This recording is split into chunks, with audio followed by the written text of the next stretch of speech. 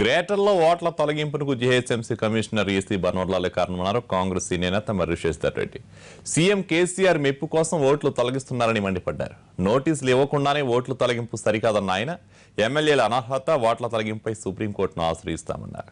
అనుసంధానం కార్యక్రమం ఏదైతే ప్రకటించిందో దాన్ని ఆసరాగా తీసుకొని ఈ కార్యక్రమాన్ని తొలగించే కార్యక్రమాన్ని చేపట్టాలని చెప్పి నిర్ణయం చేశాం.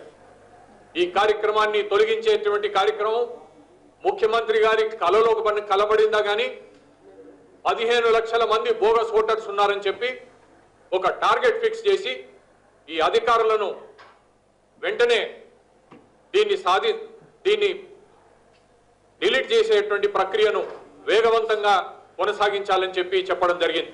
మొత్తం 23,34,000 మందికి నోటీసులు ఇచ్చాము. ఇంకా 1,78,000 మందికి నోటీసులు ఇవ్వాల్సినటువంటిది అవసరం ఉంది. ఇంకా 22,34,000 మందిని తొలగించేది ఉందని చెప్పి ఆయన పత్రికా ప్రకటన చేసినటువంటి విషయం ఇది కూడా మేము ఎన్నికల కమిషన్ వారి దృష్టికి తీసుకొని వచ్చాం.